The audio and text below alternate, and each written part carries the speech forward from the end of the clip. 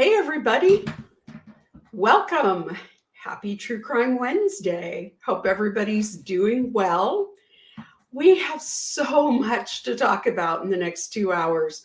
I am not going to get to nearly anything that I want to talk about. Somebody asked me if I would talk about Suzanne Morphew. There's no way I'm going to get to that tonight. We are going to talk about it, but we've got so much to talk about tonight.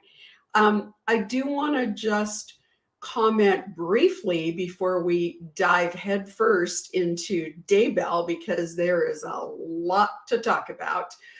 I do want to talk just briefly about Koberger. And a little bit about Karen Reed. But there was a hearing recently last week on Koberger, and it was really interesting. I think it was probably more interesting if you're a lawyer and you've done this kind of work, but man, it was really interesting. I know, there I go, using interesting again, it's too much. I was surprised and dismayed, I guess, if what we hear from Ann Taylor is accurate. Now, I did dig a little bit deeper into it, and I can understand maybe where the state's coming from, but I'm not there yet. So let's just talk about what happened. There have been these ongoing discovery issues since the very beginning. Now, I'm going to tell you that discovery is always an issue in every case. There's always this push-pull. Did we get everything? No, we didn't. We want this. They want that. I mean, it is in any case, civil or criminal, there is always this push-pull about discovery. And the discovery rules are different for civil and criminal. In a criminal case, the state has an absolute obligation to turn everything over. And in most states, that extends to the prosecution having a responsibility to go and get information that they may not already have. So it is really troubling to hear that they have these ongoing discovery issues. So Ann Taylor files yet another motion to compel discovery. And the court, the state says, we want that discovery motion to be a closed hearing, because we're going to talk about things that could release confidential information, that could sort of play onto into some confidential areas. And so, yes, I have a stuffed animal back there, which is a little Mother's Day bear for my mom. I can say that because she's doesn't watch. And then I have a not so stuffed animal back there. So sorry to be distracting. So Ann Taylor says, we still have this whole list of things that we have not received. Now, primarily what they are after is the CAS data. Now, y'all know what CAS data is because you've watched Bello and Daybell, and we've had lots of information about CAS data. The FBI is the organization that does CAST analysis. That is cell phone analysis. And we're going to talk more about CAST analysis in the Daybell case when we get there. So one of the things that they really are intent on getting, the other thing that they have not gotten, are all of the videos, all of the camera things like cell phones and Ring doorbells and red light cameras and license plate readers and all of those things. So what Ann Taylor said is we've gotten snippets of those, but we have not gotten any of them incomplete. So we can't analyze them. We don't have any context. We don't know where they came from. We don't know if there are other witnesses. We don't know any of those things because we can't independently verify what the state has given us. So what the state says is, we've given you everything we have, and you don't have it because we don't have it. Well, there is an obligation, at least in the state of Idaho, that the prosecution go get what they're asked for. Here's the part I don't understand. They used all of this information, the video information, the cell phone location information, in that really detailed, lengthy probable cause affidavit that they put out when Brian Kohberger was arrested. How could they have done that probable cause affidavit without already having all of that information? Now they're saying, oh, we don't have it. We have to get it from the FBI. So now it may be true, though, because there is a process by which local governments have to go to the FBI, to federal agencies, not just the FBI, but any federal agency, to get them to produce something. Because of sovereignty and sovereign immunity, the federal government is not under obligation to supply those things unless there is a hearing and you meet certain criteria under a case called TUI. So now what the state is saying in Kohberger is, we have to have a TUI hearing. We have to request all of this stuff and go through the federal government's process to get it under TUI. Now, to me, that seems weird. It seems weird because it doesn't appear that in Daybell, they had any trouble getting that data from the FBI. Now, let's remember, not only did they use CAS data, but they also had a tool mark expert and a forensic anthropologist and several other experts that have come to testify already in this case from the FBI.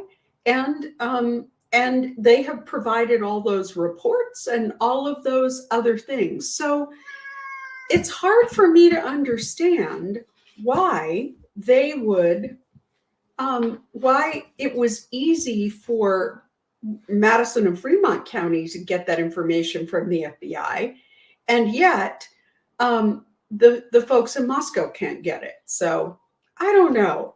I'm suspicious. Now, attorneys always know more than anybody else does because they've seen all of the discovery. So all we can go by is the sort of nibbling around the edges.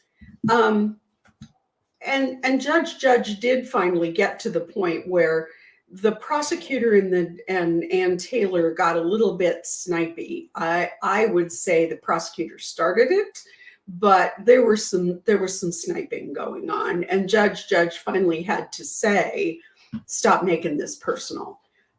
It's pretty clear that these are not people that there's a lot of respect or love lost between. Now, you know, when you do criminal law, you know the prosecutors who are straight shooters, and you know the prosecutors who are going to F you over.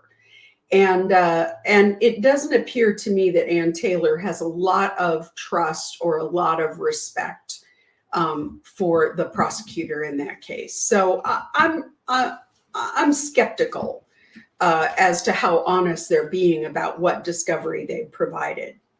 Now, as I've said before, Andrea Burkhart, who is practices in Washington, has been covering this case on YouTube, and her link is in our show notes. please give her a listen, because she is on top of it, and she has been attending as many of the hearings as she can. So I absolutely would encourage you to connect with her, subscribe to her channel if you are at all interested in getting deeply into Coburger. So because I am following the Daybell trial, attending on some days, and I'm also working on the last finishing touches on the book, I just have not had the bandwidth to follow these cases, but I will as time goes on. So one of the things that I wanted to also tell you, just a quick little aside before we dive into Karen Reed very superficially, is that Delphi, they have waived the speedy trial, and that case has been moved out to October.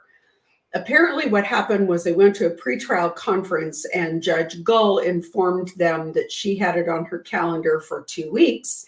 And the defense said, there's no way we're going to be able to put a defense on if all you give us is 2 weeks. The state's going to take up the first 2 weeks in the alone. It's ridiculous to think that that would even begin to be enough time to try that case. We've seen Vallow Daybell, which is also I would say there are a lot of similar, there's a lot of similar witnesses and testimony that's going to be presented, and that one is easily going to take the full 6 weeks, if not 8 to 10. So, and I wanted to just touch really lightly on the Reed case. I am telling you what, the more I see of this case, the more I cannot believe how poor this investigation was.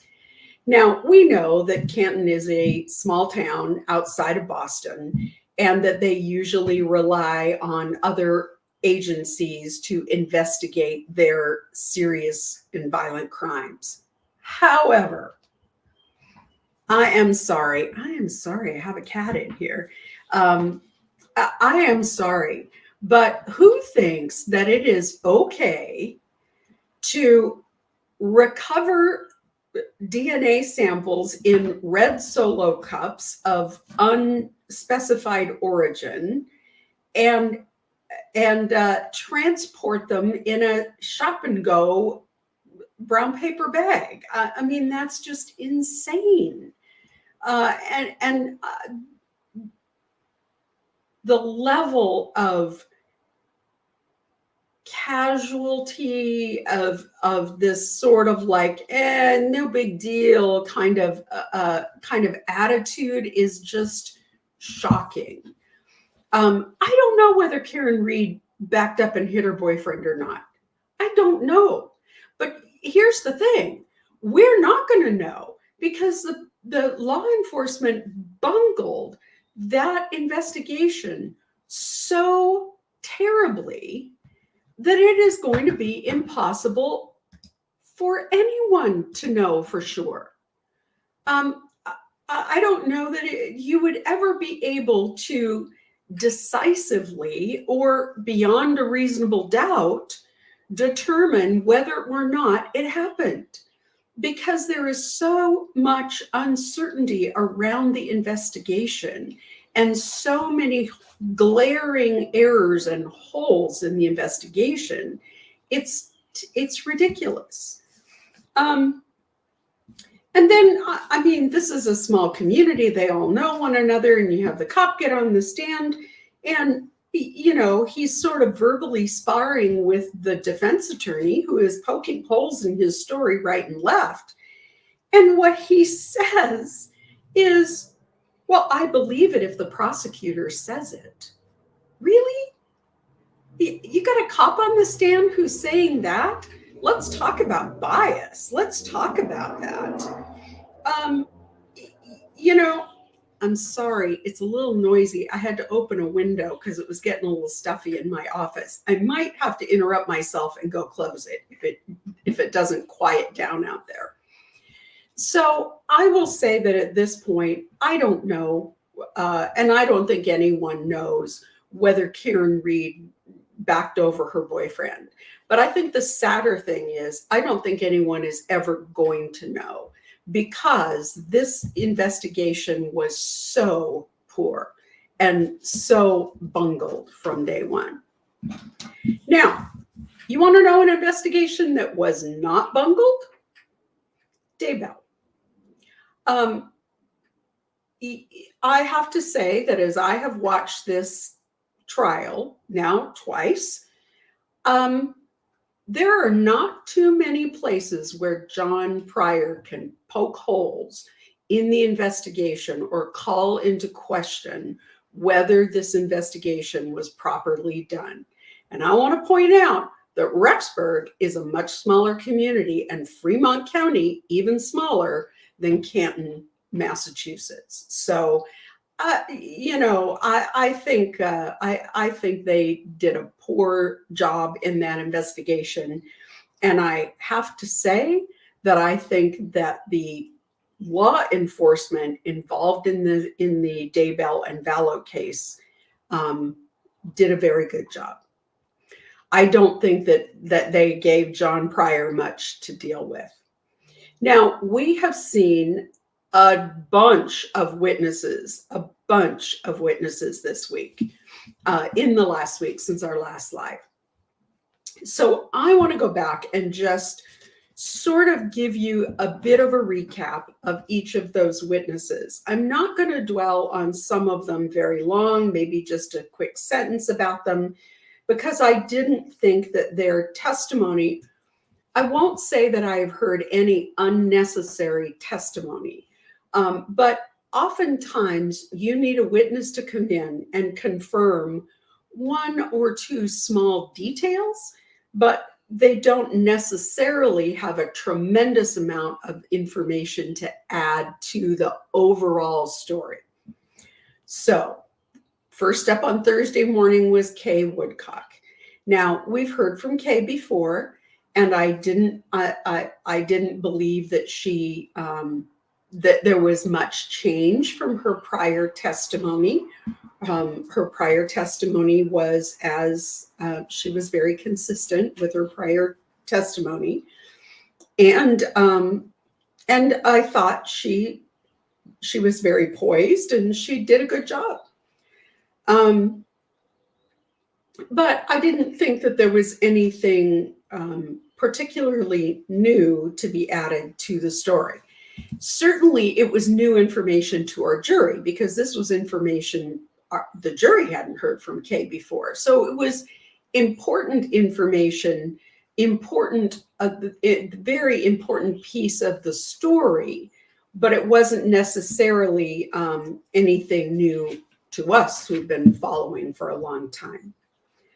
So the next person that we heard from was Angela Yancey. She worked for the Sugar City School District in payroll and benefits. So she was able to talk about the timeline and the timing of when Tammy Daybell increased her life insurance. And whether, I think there's a real question about whether that was very intentional timing or whether it was just sort of conveniently coincidental. So here's the reason I say that. School districts in October each year, and she testified about this, have an open season. Now, Tammy Daybell was a fairly recent employee to the Sugar City School District. And so she, like most employees, she was eligible to increase her benefits as time went on. And so this really was a situation where October open season happened, and or September, I don't know, but it's the beginning of the school year. Open season happened, and she was able to increase her benefits. Now, do I think Chad jumped on that because he knew what was coming? Probably. But I think that I think that to a certain extent it was happened to be just sort of a convenient coincidence for Chad. So the next person that was called was Chad Daybell's mother, Sheila. And I watched her get on the stand and I thought, I cannot imagine what it would be like for a mother to be called to testify by the prosecution in her son's murder trial. That is something I can't even wrap my mind around, and I'm sure that most of us can't. I felt for her. She was very poised and she was very matter of fact about things. She said that she had, but she had a couple of important things that the prosecutor brought out with her. The first thing was that she last saw, now let's remember, Tammy Daybell died on October 19th. Sheila said that she had just seen Tammy Daybell. They had been in town for a baby blessing, and she had just seen Sheila had just seen Tammy 6 days earlier on the 13th. So the prosecution asked her, did you have any concerns about her health? Did she seem like she was okay?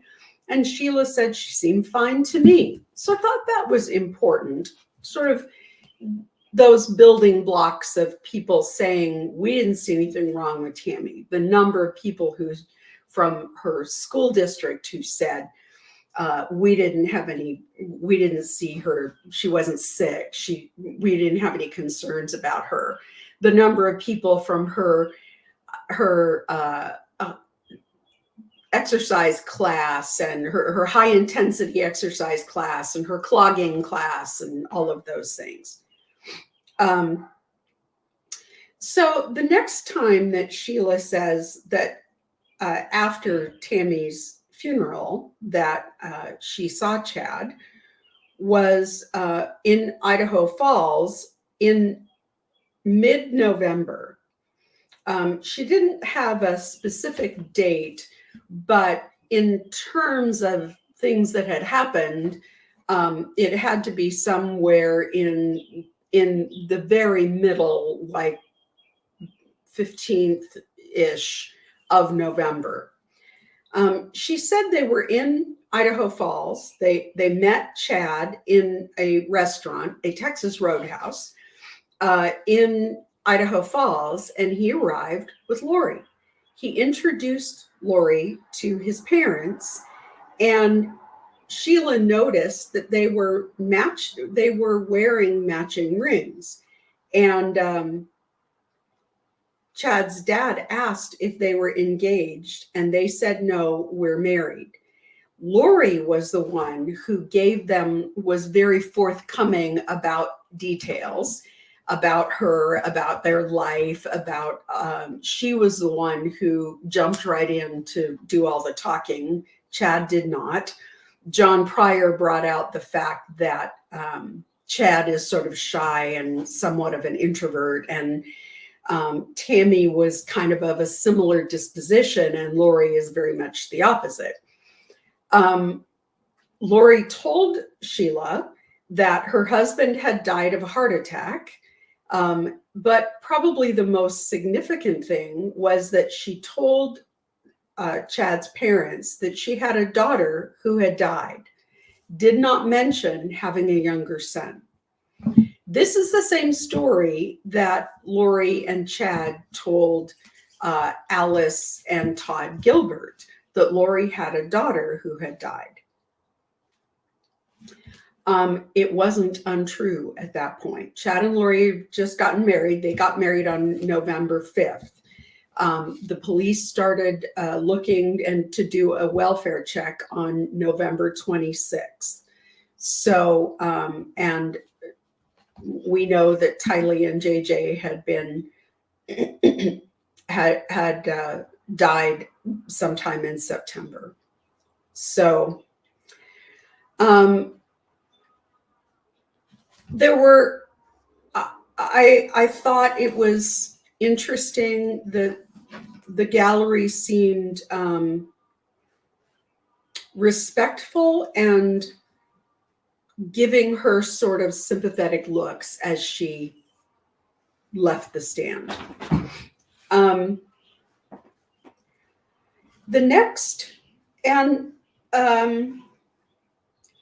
next person we got was Detective Stubbs. And he was present when the warrants were served on the townhomes in Rexburg. So we saw a fair amount of body camera footage and of Lori's apartment, of her garage. There was a fair amount of that sort of footage. John Pryor had some questions about whether Rob Wood was there. He was. Whether the body camera was turned off at some point for them to be able to talk about their legal theories. It was. A few other things, but I didn't think that he made too many points there. Now, probably the most significant, I think, witness was Heather Daybell. Heather was called to the stand by the prosecution. Now, I had heard that she had been subpoenaed and that that John Pryor had her under subpoena too. So she took the stand. And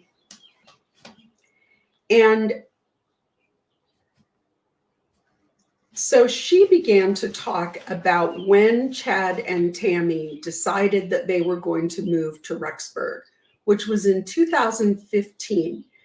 Now, Heather Daybell is the wife of Chad's younger brother, Matt. Matt is an occupational therapist and has a very well-respected practice in Rexburg. They built a life there. They have 4 children, I think, 3 boys and a girl, I think. And their life has been really centered in Rexburg for 15 years. So Chad told them that he and Tammy were going to move to Rexburg. The reason he wanted to move his family to Rexburg is that he was absolutely convinced that in 2015, there was going to be a major earthquake on the Wasatch Front, and it was going to devastate Salt Lake.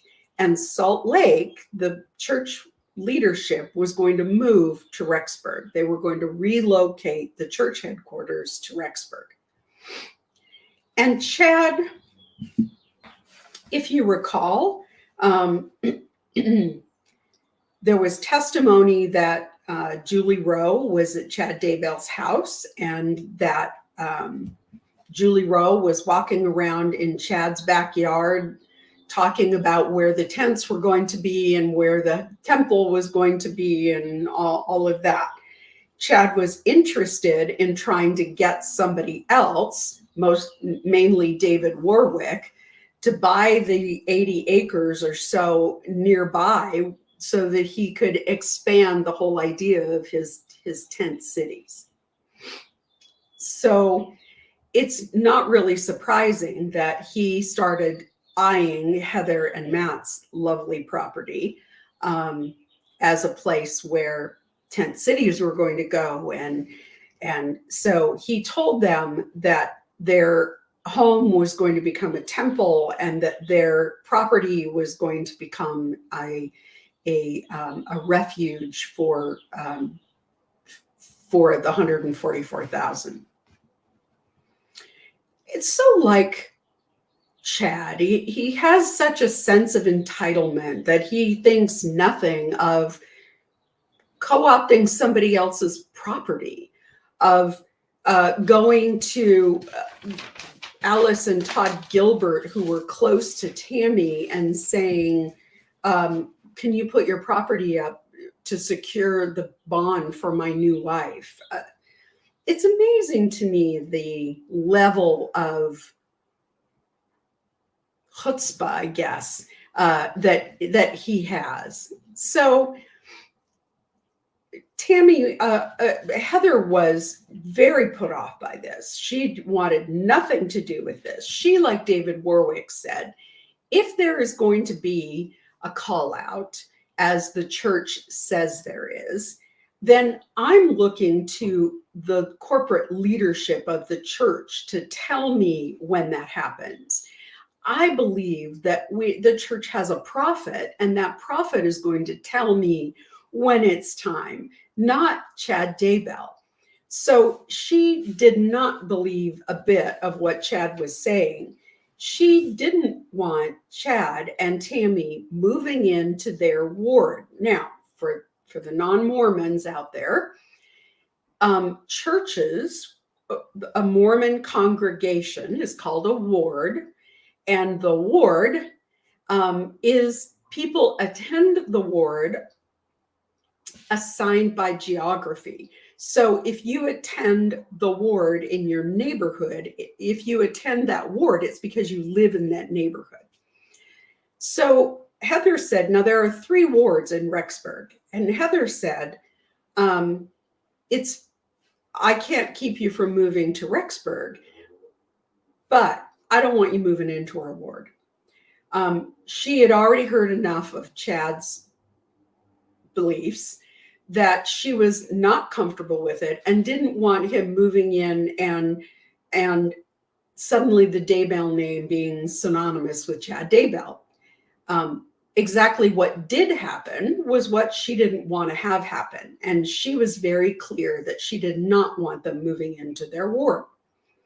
Well, they came and looked at several houses. They looked at 3 different places, and none of them really seemed to meet their needs. So they went back to Springville, and Heather was of the opinion that they hadn't found what they were looking for and that they could kind of relax because they wouldn't be moving anytime soon. A week later, Chad said, we decided we're going to buy that property that we looked at, even though it wasn't a great fit. And it was half a mile from Heather and Matt. Heather was not happy about it. She was very angry because she'd been very clear about her feelings. But she said that she got in touch with Tammy, and Tammy said, Tammy initially was very resistant to moving to Rexburg. She didn't want to move. All her friends, all her family were in Springville area. And she didn't want to move. But she later said that she prayed about it, and she came to the conclusion that they should move to Rexburg. And so they made the move. Heather was not very happy about it. She was concerned, but she was also concerned for Tammy Daybell. Her observations were that Tammy tended to be a little on the depressed side, that she saw instances where Tammy seemed depressed. So she was concerned about Tammy's mental health making this big change. She reached out to Tammy, and Chad told her that they were welcome to talk to Tammy. They were welcome to come over, but they were only allowed to talk to Chad, not directly to Tammy. Heather thought that was BS and talked directly to Tammy, but Chad was pretty angry about it. So, interestingly enough, Chad Daybell, when Heather and Matt find out that Tammy has died, they're in Las Vegas at a conference for Matt's work. And they find out Matt's and Chad's mother calls and tells them, and they say, oh my gosh, what happened? And she says, I don't know. I don't have any more information. I'll let you know when I know more.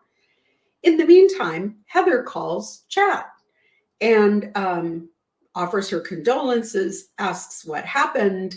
And Chad tells her Tammy aspirated in her sleep. And that's what the coroner told him. So aspiration means that you vomit and breathe it in. And so that's what Chad tells Heather. The coroner was here and gave the blessing and said that that was the problem, that she vomited and aspirated. So now we have yet another version of Tammy Daybell's death. He then tells her that the service is going to be on Tuesday. And she says, oh my gosh, we're in Vegas and we won't be back. Can't you wait? She also said that Chad's other brother was also out of town. And so they all said, can wait another day or two and until the family can all get back. Several people were concerned about the fact that Mark was in South Africa and he didn't get back in time for Tammy's service. So, and Chad just said, no, I don't want to wait. I don't want to, I don't want to drag this out. And that's my decision. So Heather and Matt cut their conference short and hauled back to Springville. And they were at the service.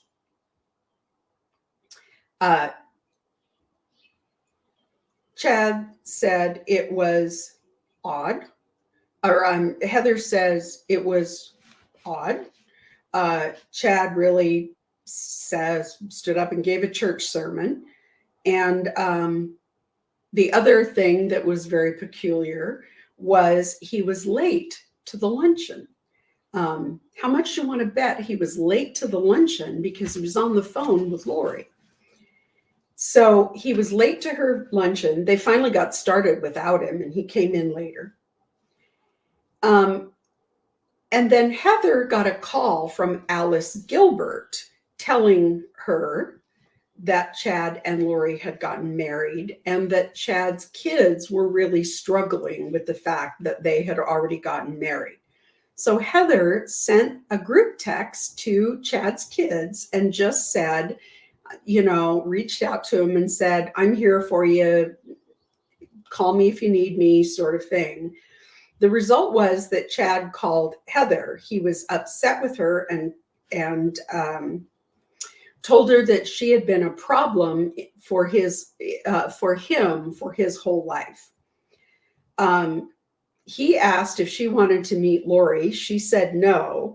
And Heather then asked again what happened to Tammy. At that point, Chad changed his story and said that Tammy died of a pulmonary embolism because she'd gained 40 pounds. And Heather said she didn't really notice whether Tammy had gained weight or not. And but she thought that was kind of a mean thing to say. And Chad said he was going to be living in Hawaii, so you don't have to worry about me anymore. He called her a pot stirrer, which is something that apparently the family has said before. Now, for those of you who are not LDS or don't have experience with LDS, women are not permitted to raise issues and are not permitted to express concern beyond their little realm of responsibility. So the men are the priesthood holders. They are the people who have a direct line to the Lord, and they are responsible for interpreting God's will. So now Heather was the stake re- Relief Society president. So as in a Mormon ward, the bishop is the leader, and the Relief Society president is the women's leader. She leads all of the women's and children's programs. So she is below the bishop, but she's in the church leadership.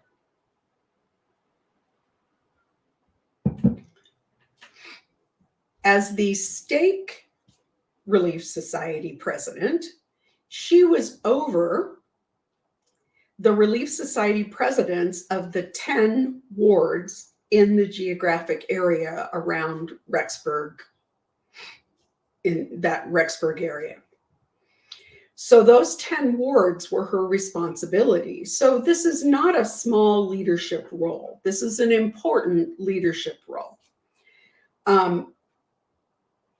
And she had some very serious concerns about the things that Chad was teaching and saying, and he was having meetings in his home, which was in their neighborhood, within their ward. He was inviting the neighbors to come and meet Julie Rowe. He was certainly espousing things that Heather thought were not necessarily mainstream church teachings. And so she went to the stake president and said, my brother-in-law has moved in. I am very concerned about some of his beliefs. I am very concerned about some of the things that he is saying, and I need to bring this to your attention. When that happened, she was labeled a pot stirrer, and she was sort of patted on the head and told to go away and let the men deal with men's business. And it was incredibly frustrating for Heather because she could see what was unfolding. As a result, Heather went through a true faith deconstruction and left the church. Now, it was one of the factors. It wasn't the only factor, but one of them. Heather is a remarkably smart, poised, professional, polished woman. And I have no doubt that she was a remarkable leader for the church. I think in any other church, she would be running the show. However,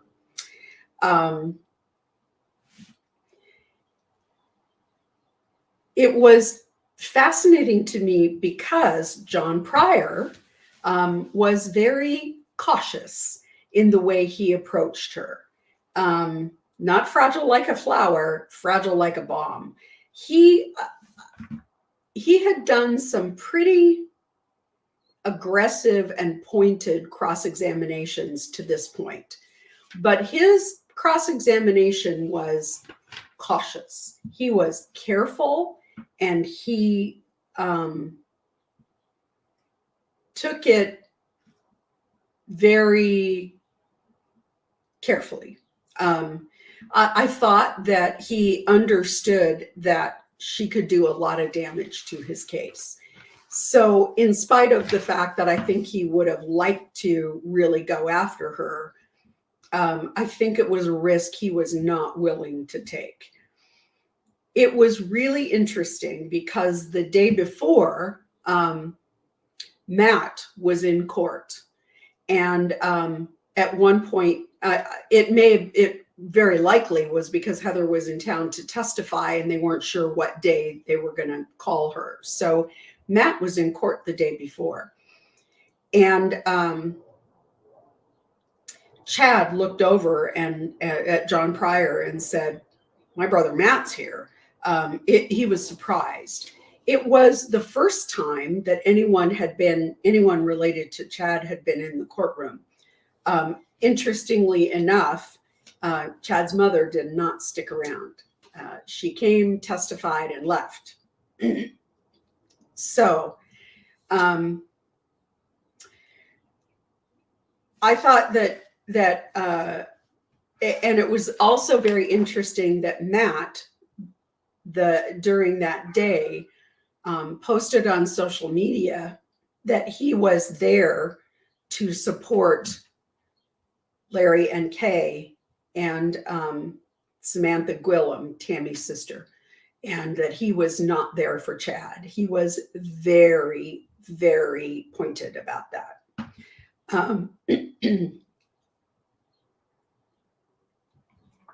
We had a couple of other law enforcement witnesses. We had Agent Steve Daniels, who was the ERT team member. He actually was present and sort of was helping to run the ERT team. That's the evidence recovery team that were on Chad's property and recovered Tylee and JJ. One thing that was interesting was in Lori Vallow's trial, they introduced photographs, but not any physical evidence except the guns. And I don't know whether those are going to come back in or not. Probably not. But in this instance, he introduced the chain and the charm that Tylee had been wearing. So there was a photograph of Tylee wearing this necklace with the charm on it. And then they passed through the jury the actual chain and charm. And it was very clear they were recovered in the fire pit, and it was very clear that they were charred. So, and the next sort of barn burner witness on Monday was Melanie's. Funny, she managed not to watch any of the trial testimony so she could testify this time. She looks very different. Her hair is long, it's dark. She had on these heavy framed white framed glasses, and she looks very different. She does not look like the bubbly little blonde niece anymore. Definitely has changed her look. She was there, did say that all of the messages, all the contact that she had with Chad went through Lori. I thought it was really interesting. They get into it quite a bit more with both with her and Ian. She started calling Lori mom and Chad dad. And they had shared the dark and light teachings with her. They taught her about castings. Here was an interesting little tidbit. In October, they asked her about whether or not she had gone to Hawaii with Lori in October. Now, this is the same time that that Tammy Daybell died. And they asked about whether or not she'd gone to with Lori to Hawaii in October. And she did. The interesting thing, and she said Melanie Gibb was there. The interesting thing was she said Alex was supposed to be on that trip with them. It was supposed to be Lori, Melanie Gibb, Melanie's, and Alex. And at the last minute, Alex didn't go because Chad needed him to help with something. You know, we all know what that was. So that was interesting. That was something we did not know before. After the kids went missing, Chad Daybell told her to move out of Madison County. He told her that he told her that Brandon Boudreaux had put a tracking device on her car. That wasn't, oh, it was true. And that validated for her that what Chad Daybell had told her was true. He told them to move out of Madison County because the law enforcement in Madison County were evil spirits, specifically Dave Hope, I think, and Hermosillo. So they were told that they needed to move out of Madison County so that they wouldn't be subject to the evil spirits that were in law enforcement. John Pryor asked once again about the 7 gatherers, and we actually do figure this out, but it's a couple of witnesses away. So John Pryor asked her about the 7 gatherers and asked her about whether she remembers being a member with Lori Vallow and Zulema. And she says she doesn't remember that. So that wrapped up her testimony, and the next person that they called was Ian Pulowski. Now, it was interesting because in Lori's trial, the state attempted to get the recordings in that Ian had made for law enforcement, and they didn't get them in. So we had not heard those recordings before, but they're really interesting. If you get a chance to tune in just on Ian's testimony, pull it up because those recordings are really interesting. East Idaho News, Nate Eaton, on his YouTube playlist, on his YouTube channel, if you go under playlists, he has a Chad Daybell trial playlist. And his folks have been good about pulling out discrete pieces of the oh, I have a Siamese cat talking about needing to leave. He's been good about having his folks pull out those separate pieces, so you don't have to listen to the whole trial. You can actually go into that playlist and just pull out Ian's testimony if you want to hear those recordings, because they're pretty interesting. He told them both that they should get away from Rexburg law enforcement as soon as possible.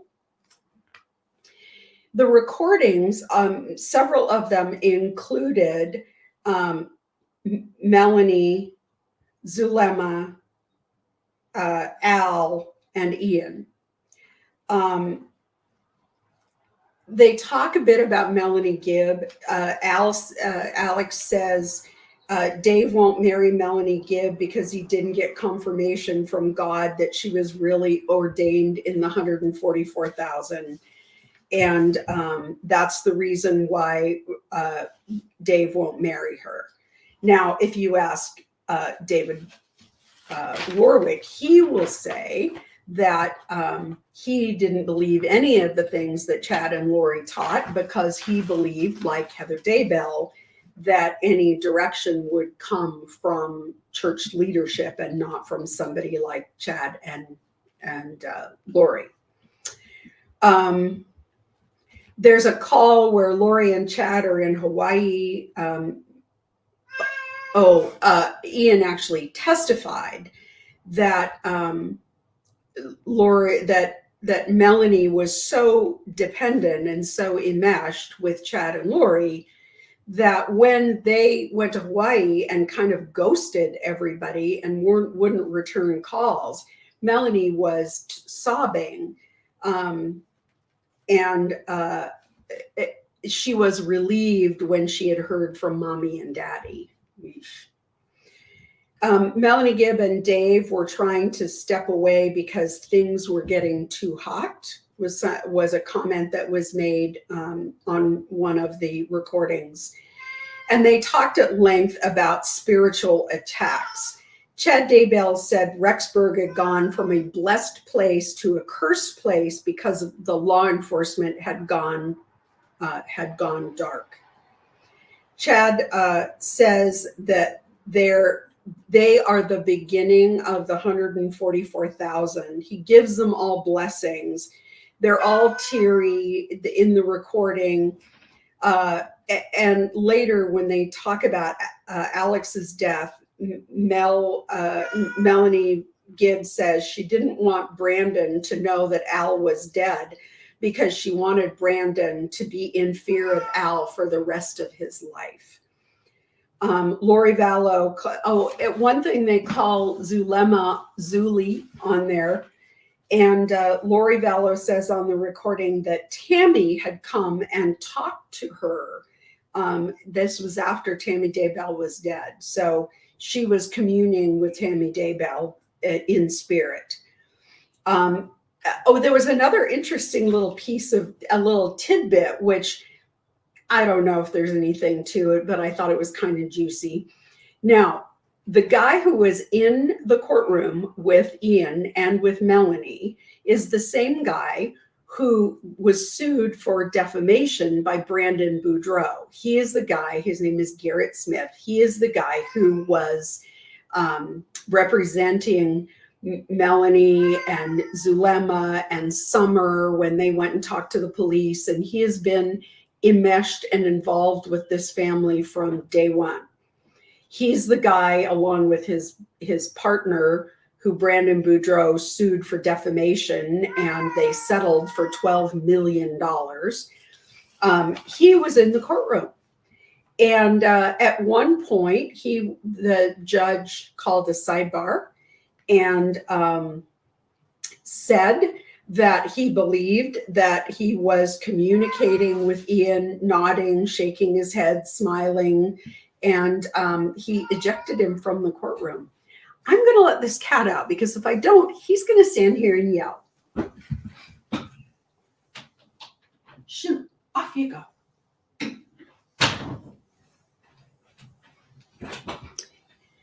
Just like a cat, he wouldn't leave earlier. Now he wants to go. You know how it is with animals. They're always on the wrong side of the door, aren't they? So it was interesting because the judge had him removed from the courtroom and Ian finished his testimony and they left. Now, and that was the end of testimony for that day, but on Tuesday, so Monday was a pretty juicy day.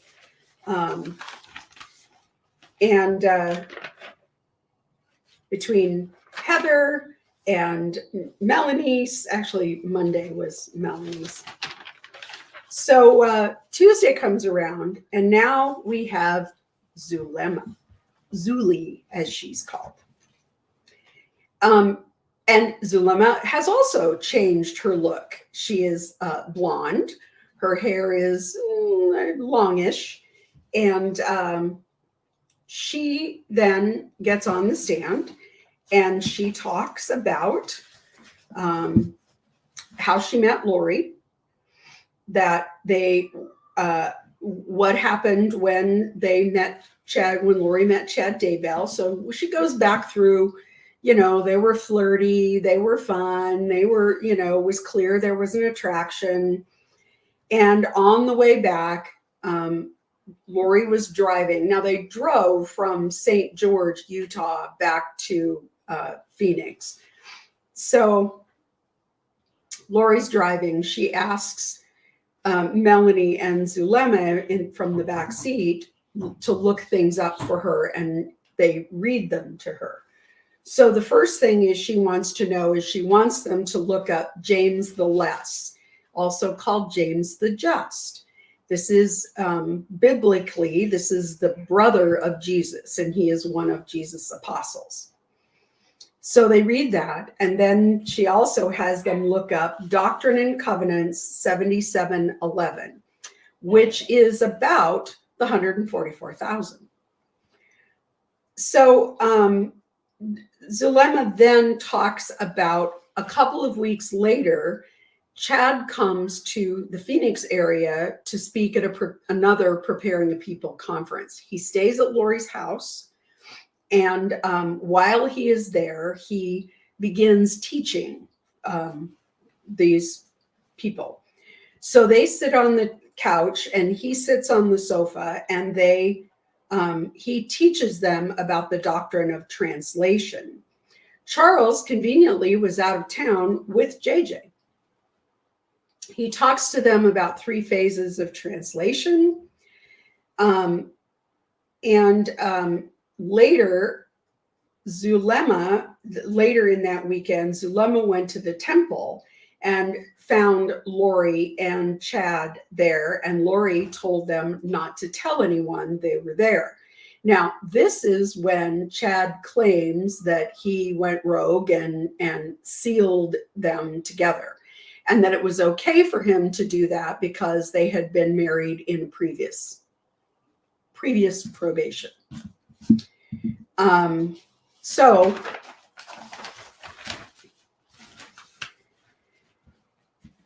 Chad sort of held court and sort of held them all in thrall. He told Zulema all her past lives and told her that she was a 4.2 light. Zulema created a document based on what Chad had taught, and a lot of it were sort of like drawings. Zulema kept a journal, and some of them were diagrams that Lori had drawn for her about how there was one realm, there were 5 different worlds in each realm, and you could come back to each one of those realms, and you could come back many times. Chad, they were taught that Chad was the brother of Heavenly Father at one point. Now, you have to understand a little bit about Mormon theology. The LDS Church, they believe that Heavenly Father, God, unlike most of the mainstream religions, they believe that God and the Holy Spirit and Jesus are 3 separate entities. And so they were taught that, and that you can, if you are exalted, you can become a god. And so they were told that Chad had been the brother of Heavenly Father and Jesus, and that in another life he was the Holy Spirit. He also taught them about limbo, that when a person died, the body could be occupied by a dark spirit and the original spirit went to limbo. Zulema said she hadn't heard of that before, but was open to it. Go figure. In her journal, she had more diagrams of Chad's teachings, and Lori, and she had kept a restaurant receipt where Lori had drawn diagrams on the back of it.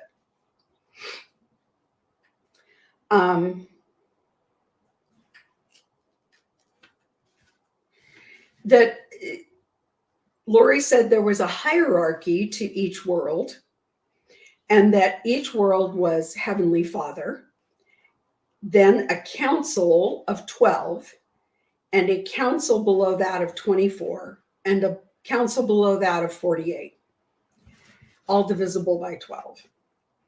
He taught about exaltation, that exaltation means that you've secured a place in the celestial kingdom. Now, LDS Church believes that there is a hierarchy of heaven, and that the celestial kingdom is the highest level of heaven.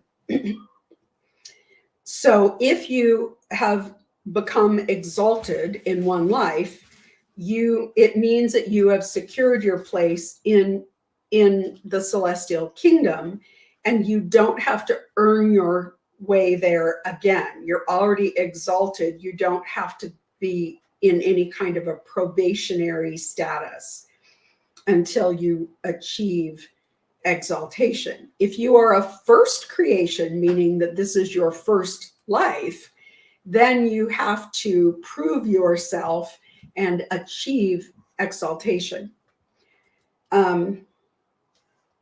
you're in a probationary status until you achieve exaltation. Now, achieving exaltation may take more than one life, may take more than one probation. It was interesting, they brought out that Lori would say, because she was exalted, the rules didn't apply to her. And she would slap the table and say, doesn't count for me.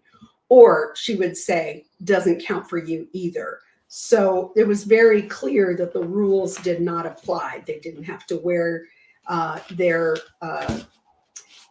Mormon underwear. They didn't have to wear their garments. They didn't have to, things didn't apply. Chad said he and Lori were leaders of the Council of 48. And he said to Serena and Christina, they were also part of the Council of 48. Serena and Christina were other women who were also involved with Chad and with Lori and their teachings. Chad later said Serena went dark when she started questioning whether or not this was all true. Chad originally said that Serena was a light high priestess, but was moving toward being a dark priestess when she challenged Chad Daybell's teachings about no need for repentance. So Chad, because he said, if you're already exalted, you don't have to prove yourself. There's no need for you to repent because you have nothing to repent. You are already perfect. And so when she agreed with him about that teaching, he then decided she had gone dark. Zulema talked about the first casting that she was involved in. That in that casting, Lori was communicating with Chad the entire time, and Chad told them that it worked, but later said, now this was the first casting, and that was on Charles. So they were working to get Ned out of Charles. And Chad said it worked, but then said that a different evil spirit named Garrett moved in. During the second casting, it was the same women. It was Serena, Christina, Melanie Gibb, Lori. He originally said, and this one included Alex.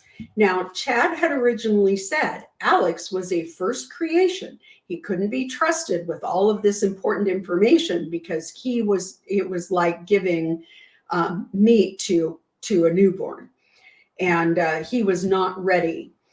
Chad later decided that wasn't true. He later changed his mind and decided that Alex had actually been in different lives, was exalted, and always was a warrior.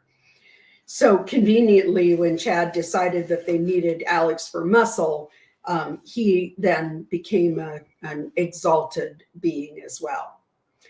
Here is where we get the 7 gatherers. Finally, we figure out what the heck this is. And it turns out to be way much ado about nothing.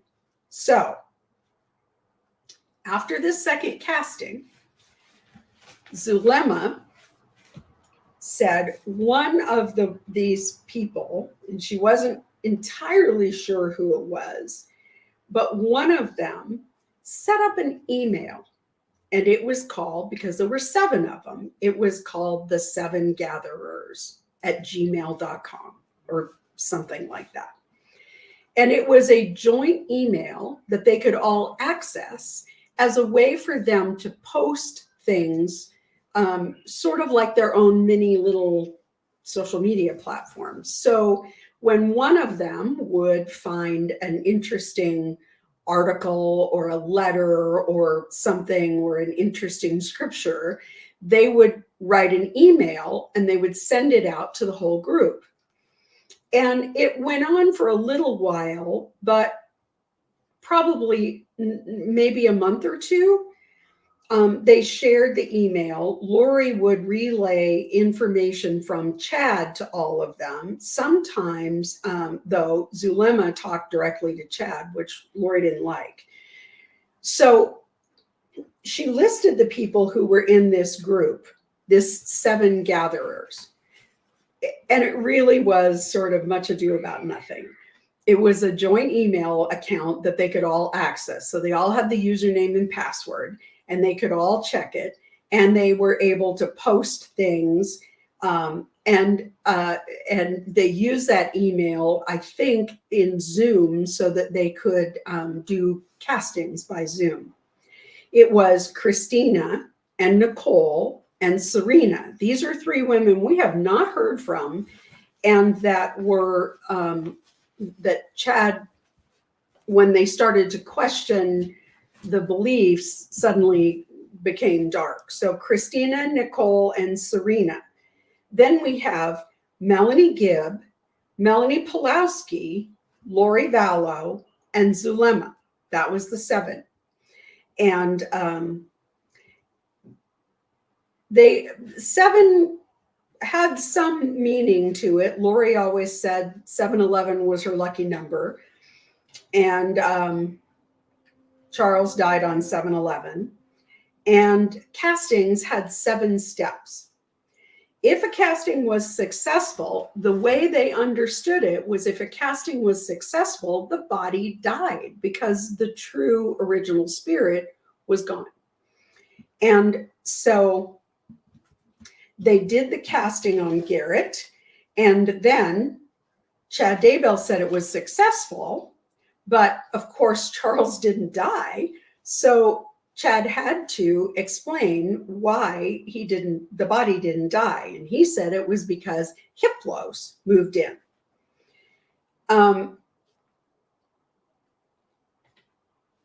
The castings of Hiplos never worked. And so that was the reason why they had to find some other way to get rid of Charles, supposedly. Zulema said Alex believed completely. He was 100% in. So Chad said JJ was going to die soon. Originally, they were trying to send fire, and they were trying to cause Charles to crash his truck when he and JJ were in Texas. And they said it didn't matter because JJ was also a dark spirit, and Chad told them that JJ was going to live a very short life. He was going to die soon, and he was going to come back as Colby's son. Now, this is a little creepy because Colby just announced that he and Kelsey are expecting a baby boy. I hope that and expect that Colby ain't going there, but it's kind of creepy. Zulema said that Alex believed so completely that he said,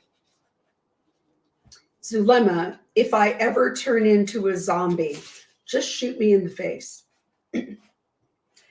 Another interesting thing, which I had heard and hadn't really been able to place in time, was that Zulema visited with Lori in Rexburg. And it had to have been sometime around, it was after Tylee died and before JJ died. We know that Melanie Gibb and David Warwick were at Lori's the weekend that we believe JJ died.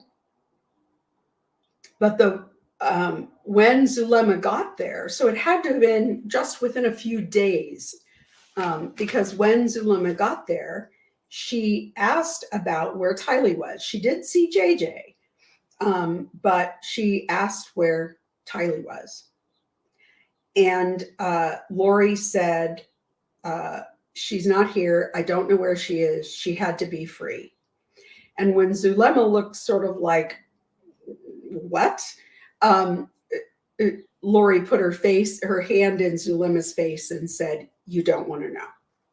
Don't ask. Don't ask." Later, Alex would tell Melanie Gibb, "You don't want to know where JJ is."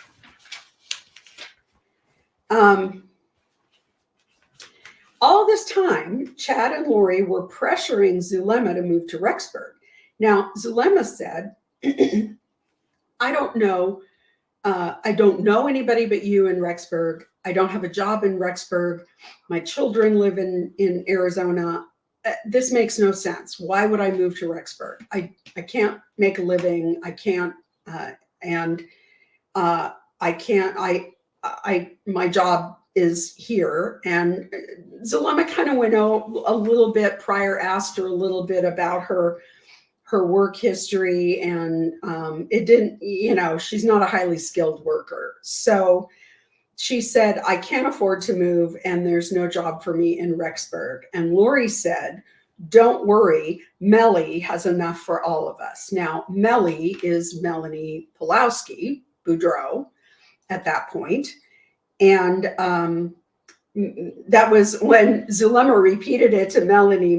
That was news to Melanie. So, but remember that Melanie was still the beneficiary on Brandon Boudreau's life insurance policy, and Alex took a shot at him, and he had a sizable, several $1 million life insurance policy. So,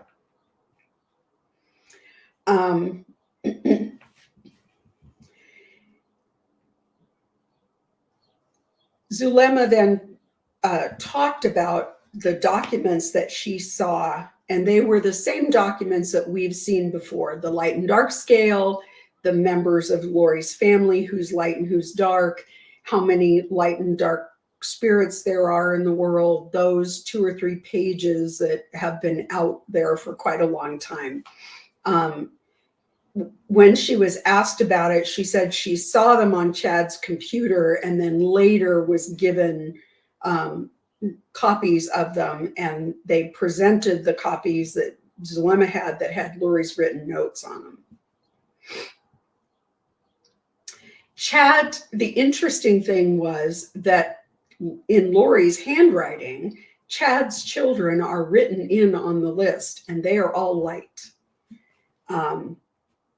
And those are all her Chad's ratings. All of his children were light. Zulema was told they were all light. They were also told that James and Elena, these are the biblical people that Chad claimed he and Lori were, the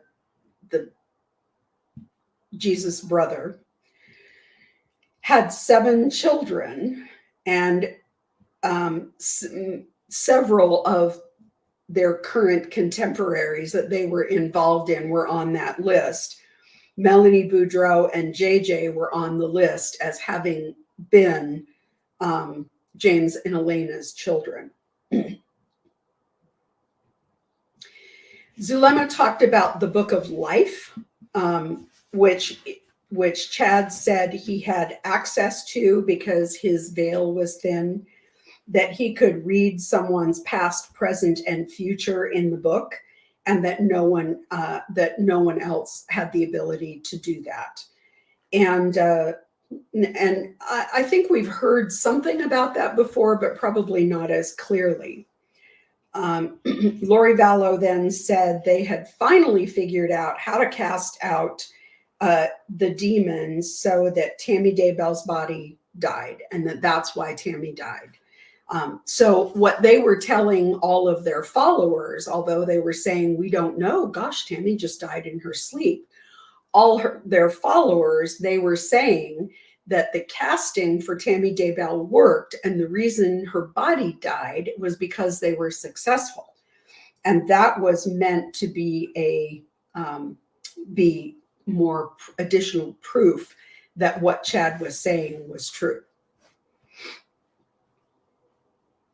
Zulema said she and Alex started dating on Halloween, And by November 7th, they were engaged.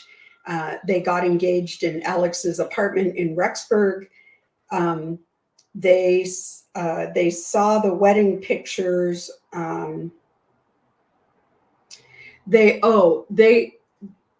That was the same weekend that Chad and Lori got married. And so they got married on the 5th of November. So she and Alex looked through Lori and Chad's wedding pictures while they were together. And then Zulema was back in Phoenix and saw Chad and Lori in Arizona on a layover. Potentially they were on their way back to Hawaii, I think.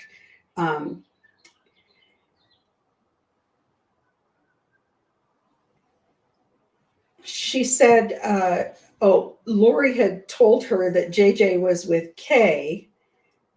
Alex was upset at Thanksgiving that Lori and Chad had ghosted them after I helped them, is what he said. So when Thanksgiving rolled around and they reached out to Lori and Chad were in Hawaii and were not available. And they were not the only ones. Zulema and Alex were not the only ones that were reaching out and couldn't get in touch with them. Melanie Gibb and Melanie Boudreau both said that they couldn't get in touch with them either. So Alex was upset. He went to Phoenix and was with Zulema at Thanksgiving. And then they, right after that, drove to Vegas and got married. So, but the interesting thing is that Zulema said Alex was upset and angry that Chad and Lori were not responding to anybody after I helped them, after all I did for them. So, and it was Melanie Gibb who called Zulema to tell her that the children were missing, that JJ was not with Kay, that Tylee was not at BYU, and that the children were missing. Zulema says Melanie Gibb was part of the 7 gatherers. They shared this email. So it was interesting when John Pryor asked Melanie Gibb, and she said she'd never heard of it. I expect, now, as they've gone along, Pryor has released people from their subpoenas, but we might see Melanie Gibb again. So Zulema said Melanie Gibb was part of the 7 gatherers. They shared this email and the password and just exchanged articles and correspondence. Zulema said she admitted that she had immunity and that she had talked to Idaho law enforcement. So this has been so busy, I had to start a new notepad. So the next we heard from was Dr. Garth. I didn't write his name down. He was the Ada County medical examiner. Williams, I want to say Wilson. I'll look it up. He was the Ada County medical examiner. He performed the autopsy on both JJ and to what extent he could on Tylee. These were rough days. The photographs were shown Monday and yesterday. They were, or actually yesterday and today, actually. And I definitely did not, I don't know if it's that they're a little bit inoculated to it at this point, but we certainly didn't see the same sort of reaction that we saw in Lori's trial. But there were hard days, you could tell. The judge took the morning break early today. They ended not super early, but a little bit earlier. Incidentally, tomorrow they're ending at 2:00 because they're doing some sort of work on the courthouse, some sort of renovation work, and they thought it would be too disruptive. So the medical examiner, the Ada County medical examiner, said that he found that JJ's cause of death was asphyxia, caused by a plastic bag put over his head, and that it was a homicide. He then went on and talked about Tylee's cause of death, and talked about the fact that he ruled that hers was a homicide by unspecified means. He explained that what that means is that the situation was objectively suspicious, and there's no good explanation for her death, for a young, healthy teenager to die. And then we got into Detective Ariel Werther. He is quite interesting. If you get a chance to listen in on his testimony, he's good. He's a very good witness. And what he is doing is essentially the cast data for Lori and for the Arizona piece. Phoenix is a city of 7 million people, so certainly their law enforcement have many more resources than small communities like Rexburg and Fremont County. So they relied on the FBI to do the analysis on all of the cell phone locations, but in the Phoenix area, they do their own. So he came in to do a similar breakdown of where all the phones were and when. He was a really good witness, and I thought he did a very good job. They did have some technical problems with the animations in his presentation and some glitches in it, but still, I thought it was very interesting that a couple of things, he did clarify the timeline a lot, and his presentation included, here's a cell phone, here's the video, here's a cell phone. So he used other things to corroborate the location of the phones. For example, when he talks about Lori taking the kids through Burger King and getting JJ his breakfast, he pulls up the video of the Burger King.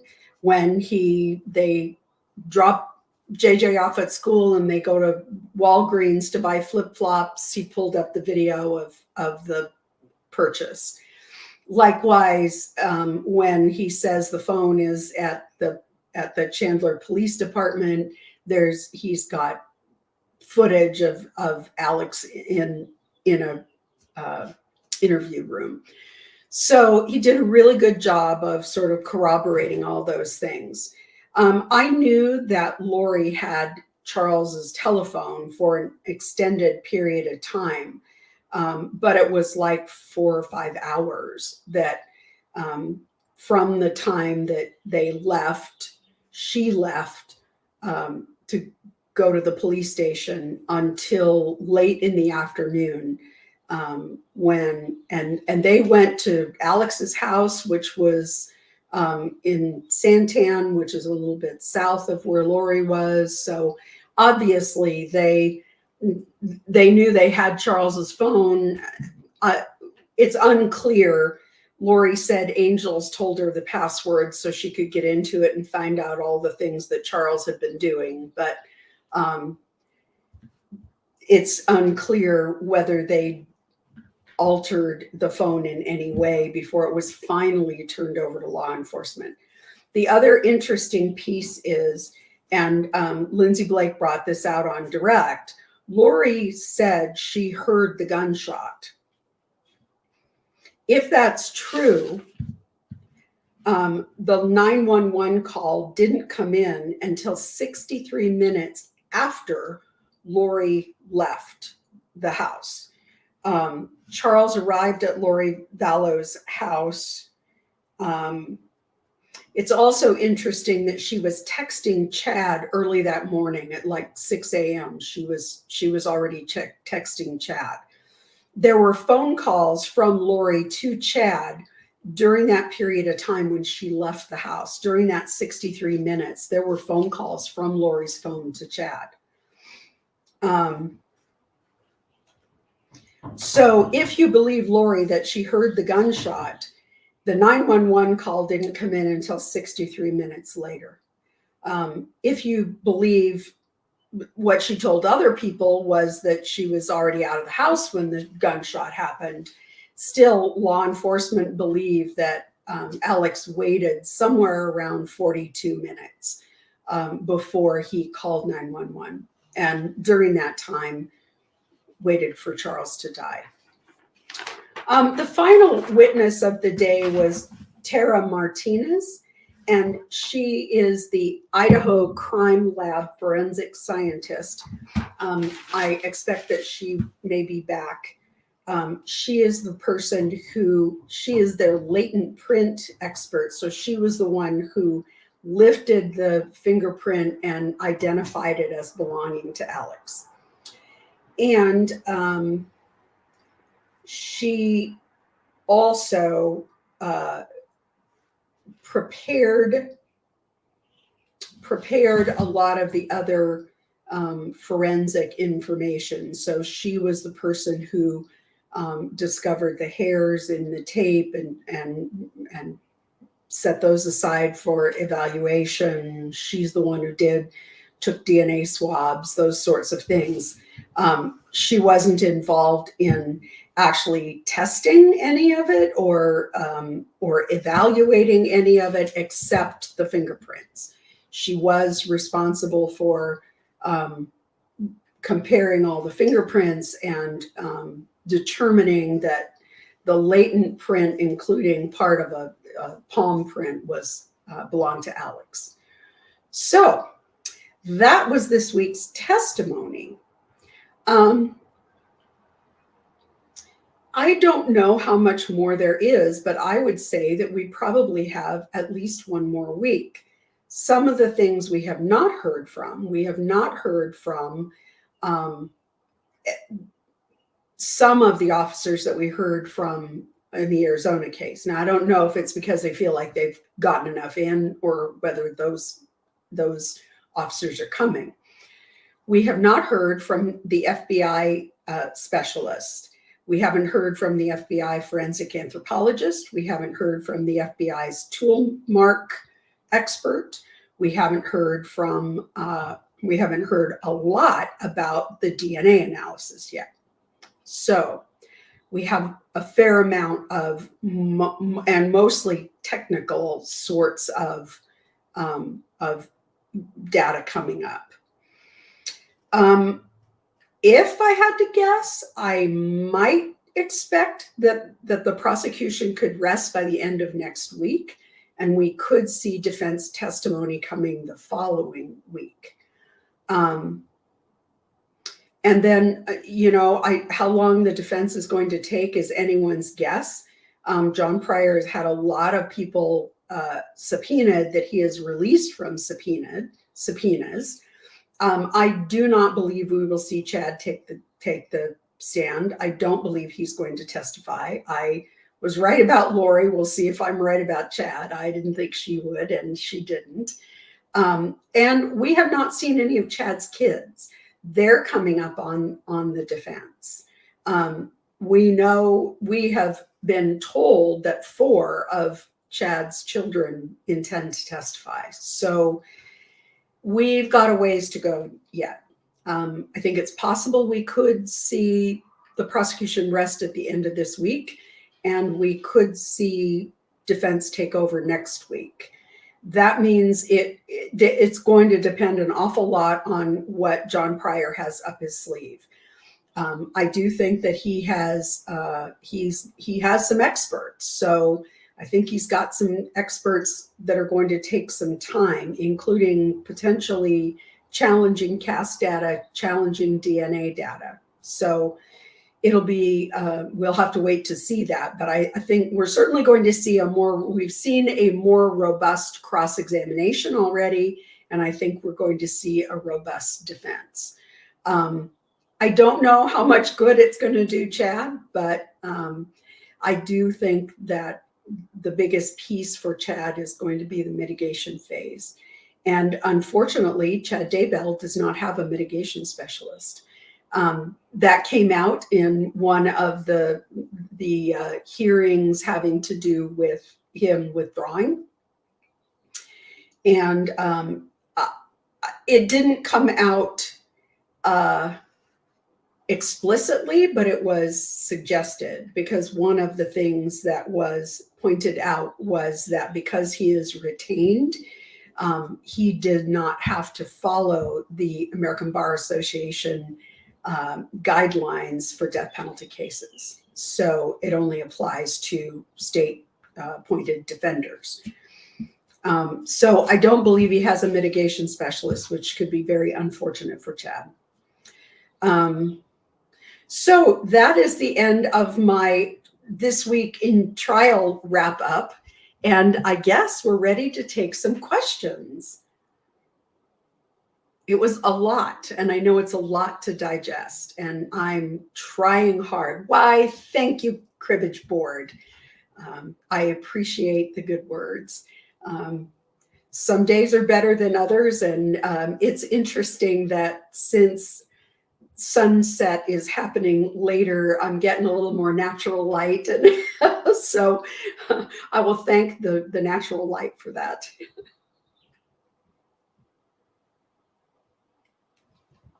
Elvie, how are you? Question, good Lori. Do you know if Chad and Lori are communicating now? Have you heard anything about this, letters or phone calls? So here is the little bit I know. At the end of Lori's trial, after her sentencing, the prosecution filed a document, I guess you'd call it. It wasn't really a motion with the court, asking the court to confirm that the gag orders and the orders that kept them from having any communication were no longer in place. And the judge confirmed that. So at this point, it is up to the facilities and the sheriff in the facilities. Now, Chad is still in the Fremont County, well, was still in the Fremont County Jail. He is now in the Ada County Jail. And it is unclear at this point. And I will say, law enforcement agencies are very protective for security purposes of what they tell people and don't tell people. When they transport, who can talk to whom, all of those things are played pretty close to the vest. If Chad is convicted, once he is in Department of Corrections custody, it will be up to the Department of Corrections, the people involved in Lori Vallow's incarceration and the people involved in Chad's incarceration as to how much contact they can have. Once the trial is over and both are sentenced, it becomes the authority shifts to Department of Corrections. So the answer is, I don't know. I thought it was interesting that the prosecution wanted that clarified, because I think they had hoped that they would communicate and that there would be some incriminating information going back and forth. I think if that had happened, we would have heard about it, and we haven't. So I don't know that that's happened. But that's all we know for now. We may know more later once they're both in Department of Corrections custody. Um, I am going to be pursuing Freedom of Information Act releases from every darn agency I can as soon as Chad Daybell's trial is over, even though the book will very likely already have gone to print, because I'm not done with this story yet. There's more to tell to this story. And I knew that at some point there would be more. I don't know what that looks like. That's really going to be up to my publisher. The book is coming out in hardcover. It also, as far as I know, will be coming out in audiobook. But there will be a paperback release. And when that happens, I am hoping I will have the opportunity to do an update. We'll see. So, but I am going to very promptly start putting in FOIA requests, because this story's not over. So, Kelly J, when they moved, was he already talking to Lori? I forget. No, they moved to Rexburg in 2015, and he did not meet Lori until October of 2018, so about 3 years later. So they moved to Rexburg because he had a vision that the tribulation was going to begin in 2015. Obviously, it didn't. There was going to be a huge earthquake, and it was going to destroy Salt Lake City, and Salt Lake City was going to move to, the headquarters was going to move to Rexburg for the church. And Chad was going to be instrumental in figuring all of that out. So, and then of course, they predicted that that the tribulation was coming in July 21st of 2020, and it didn't happen then either. So we're all still here. So, and I'm glad. Hi, JJ. Question: why hasn't Melanie P. been charged as a conspirator? I've seen this question a lot, and I really suspect that if the Maricopa County, the Arizona authorities could make a case, they would have charged her. But I just don't think that there is sufficient evidence to prove beyond a reasonable doubt. Now, she did some shady things with Brandon Boudreaux, and I don't know if there are other things that are going to come out in the Arizona trial that would make a potential prosecution more feasible. We don't know.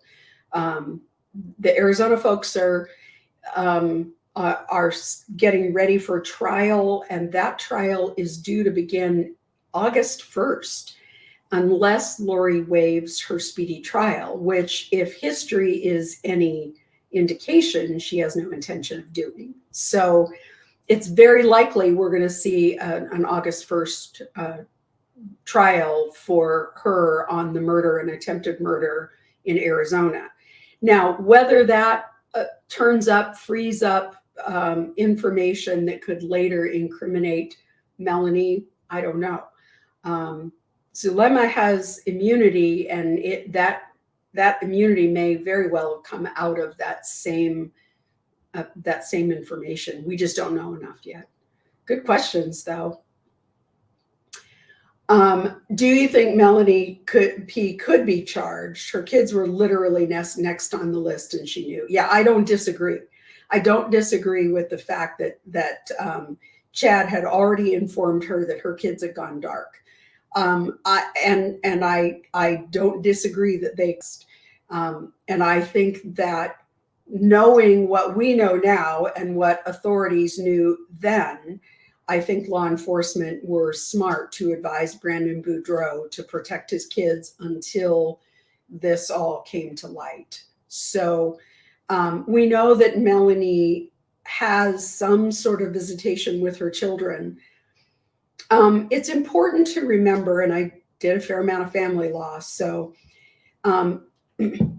in most states, in many states, I'll put it that way, the idea of how much time each parent spends with the children is different than the decision-making capacity of each parent. So a parent can have sole legal custody, meaning that they make all of the decisions for the children, and they can split their time between the parents. Conversely, the parents can have some sort of joint decision-making capacity, meaning that they can cooperate with one another in making decisions, but the children live primarily with one parent or the other.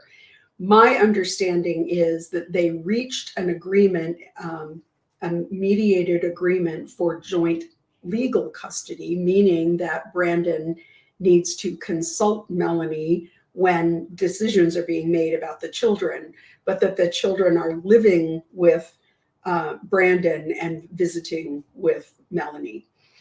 And, you know, I think that as Melanie has gained distance from these wacky beliefs, I think that she has come to her senses. Certainly everything, excuse me, we have seen about Ian Pulowski is that he is a protective parent, and they actually have a baby together. So I don't know what's going to happen with Melanie Pulowski. I can't disagree that that she was all in on it, and her kids, at least two of her kids, Chad had already decided they were dark. I can't dispute that they dodged a bullet. Whether there is enough information to actually bring a criminal charge for some sort of conspiracy, I don't know, because I haven't seen it all.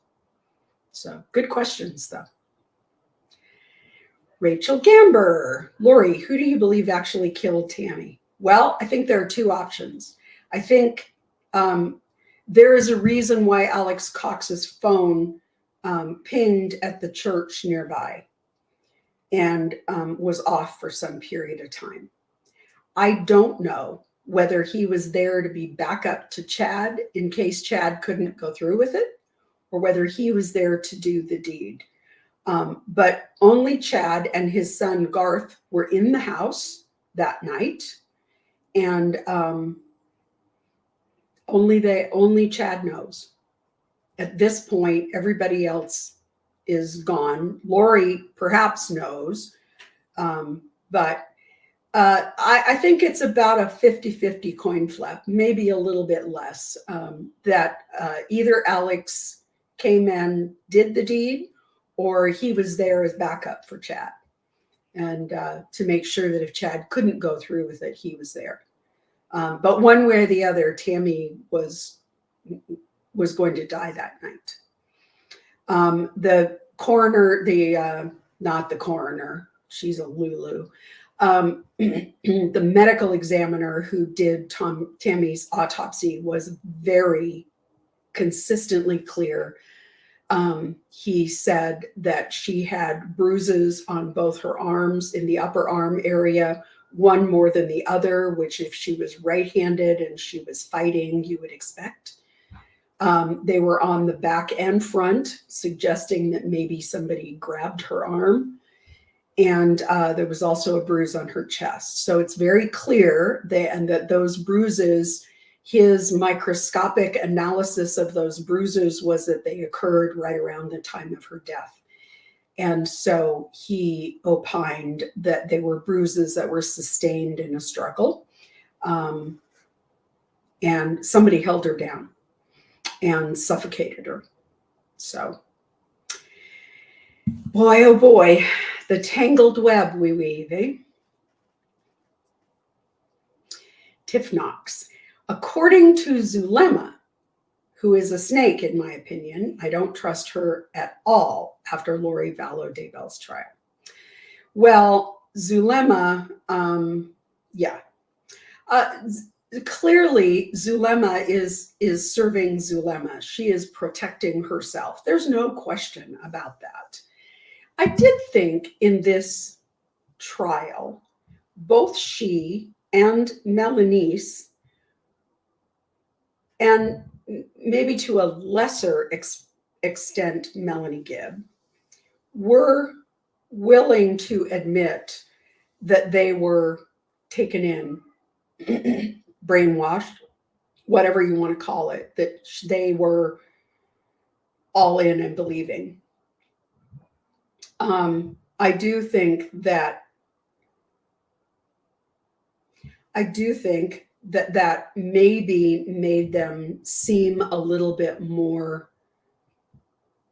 believable to a jury. Now, we all know, because we have seen this case. We've seen Melanie Gibb testify 3 times. We've seen her interview with Nate Eaton. We've heard her phone calls. We've heard the Sherry Dowdle phone call. So we all have a very different opinion of Melanie Gibb. Same with Zulema. We've heard a lot more about Zulema than the jury has now heard. I do think, and this is to the prosecution's benefit, the prosecution has presented them in a way that makes them believable. You know, they have admitted their foibles. They've admitted their embarrassment over some of the things that they believed. And I think that has, you know, made them more believable to the jury. Do I believe that Zulema knows more than she says? Yep. Do I believe Melanie Gibb knows more than she says? Yep. Do I believe Melanice knows more? Heck yes. She was calling them mommy and daddy, for heaven's sakes. It's not like she wasn't all up in their business. So, you know, what we all believe is one thing.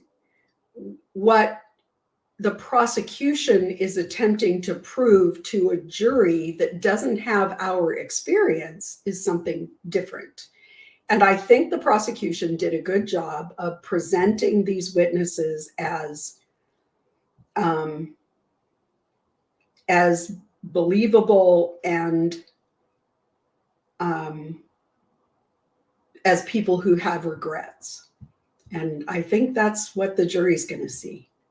So we have time for a few more questions. While Jen is working on those, I want to remind everybody, please subscribe and like and share.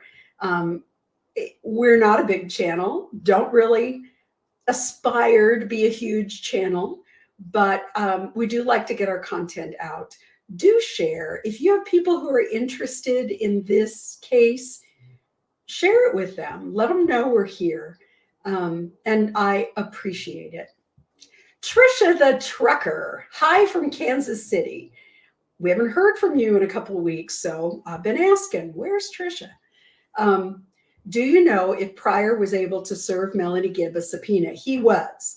Can she not accept it and then doesn't have to testify? I'm not sure how that works. So he was able to perfect the service on that subpoena. And I'm not real clear on how he did it, because there is a rule within the Idaho Rules of Procedure that says that you can't ambush someone. If they're here to testify in a case, you can't ambush them with additional subpoenas. So I don't know how that all worked out. I suspect that Pryor worked it out with her attorney. But he did, he was able to serve her. Now, what I don't remember, because it's been a long couple of weeks, is whether he released her from his subpoena when she was done testifying. I kind of think he didn't.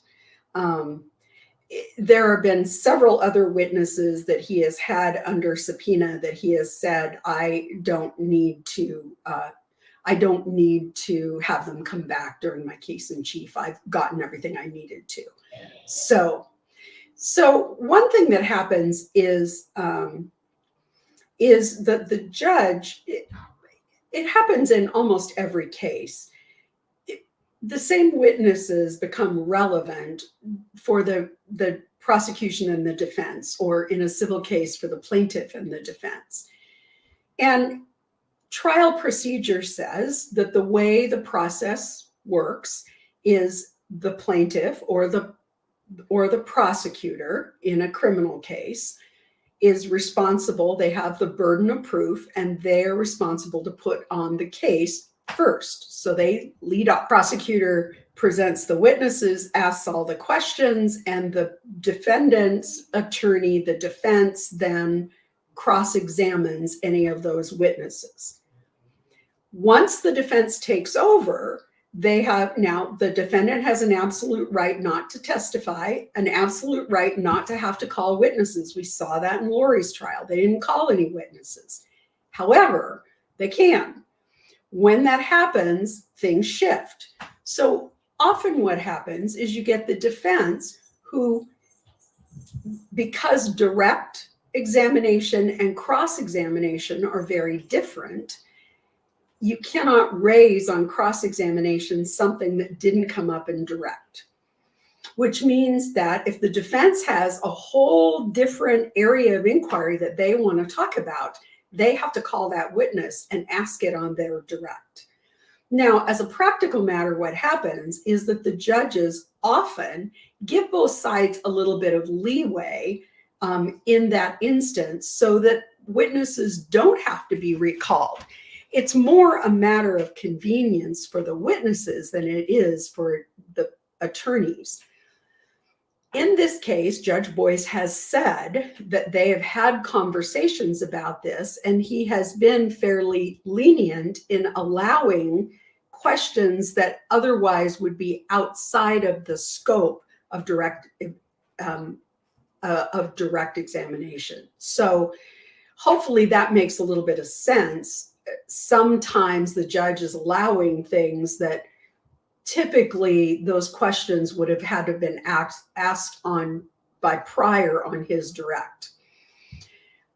Because of that, Pryor has released quite a few people from his subpoenas, so they don't have to come back for his case in chief. Hopefully that makes sense. Tricia, be safe out there. And I hope that your route's going to take you through Nashville in a few weeks. That's the other thing to remind folks. We are going to be at CrimeCon in Nashville. I have never been to Nashville. I am super excited about it. But I'm most excited that I'm going to get to see all of you.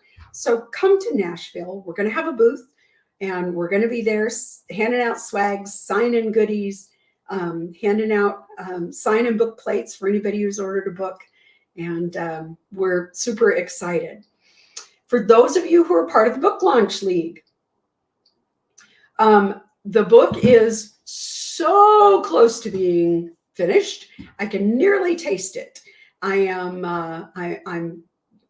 adding in a few little things that have come up in Chad's trial, and I am doing the chapter on Chad's trial, which I hope we'll get to a final resolution before it actually goes to the printer, so that I can definitively say what happened to Chad. And so we're super close to having that done. Once that final PDF of the book is finished, that is what goes to the typesetters who are in the process right now of typesetting. Once that final version goes to them, it is also the final version for any of you who have pre-ordered and signed up for the Book Launch League. So expect that in early June, you're going to get a PDF version of the book. And that is so that you can read it in advance. And because the other thing that we really, really need you to do is to post reviews. It makes a huge difference with Amazon. If we get 60 reviews, then they start the algorithm starts kicking us up in the recommended files, in the recommended for people. And so it's super, super important. And I appreciate, we have 106 people who signed up for the Book Launch League. We took a few extras just to make sure we didn't have people that drop out. And once that gets underway, then we're going to be doing a lot of really interesting things. We're going to be doing some one-on-one sort of kind of like members only, except we don't have members. We're going to be doing some one-on-one stuff. We're going to be talking about some other true crime cases, and we are going to be talking about the book and sort of doing a little mini book club. So I'm sorry, I've lost my train of thought for a minute because I just noticed Jen had put up in the reminders. Please remember that we are doing a quilt for Kay and Larry. It is folded origami cranes, and it's a lovely pattern, has a lovely sentiment to it. In Japan, people at a funeral fold 1,000 cranes to remember someone. It just seemed like a very appropriate reminder. They are 6-inch squares. You can make as many of them as you like. Use a black background and any kind of fabric you like. It is foundation pieced, and as try as I might to get a little how-to out, I can't, because everything is packed. We have an offer on our Idaho house. We have closed on our Oregon house, and we're ready to rock and roll. So when I get back from Nashville, stuff's going to happen. But I'm looking forward to seeing everybody in Nashville. Any last questions? Or are we ready to wrap up? Hi, Leah. Off topic, but everyone, oh, absolutely. I'm sorry. I should have mentioned this. I've appeared with Lawyer Lee a couple of times. For those of you who don't know, she is a creator here on YouTube out of Texas. And her husband had been, in fact, several months ago when I appeared, we had to reschedule because her husband was in the hospital. He's had some really serious health problems, been declining pretty rapidly. And I saw her post today that she wasn't going to be putting up any content because her husband is losing his health battle and is in hospice. She expected that he was going to imminently pass away. So please, please, please keep Lee in your hearts, because she is a great creator, and I feel for her. She is losing her her husband of 30 years. So thank you, Leah, for reminding me. Please always remind us of these things. If you need a little bit of extra thought and prayer, let us know. But absolutely bring these things to our attention, because we need to remember the other people in our community. The one thing that I love about it, whether it is Bob and Ali Mata from Defense Diaries or Joel from Surviving the Survivor, they have all been incredibly generous and incredibly supportive, and they and I ascribe to the idea that it's a tent that's big enough for all of us. So with that, I'm going to say good night. Have a great rest of your week and a great weekend. If there are significant developments over the weekend, we will go do a live. I don't like to cry wolf. So if you see a surprise live, that's because something important happened. So if we get some interesting things happening for the rest of the week, we will have a live on Saturday. So that's yet another reason to hit that bell and subscribe. So I'm going to say good night, everyone. Have a wonderful week, and we'll see you next week.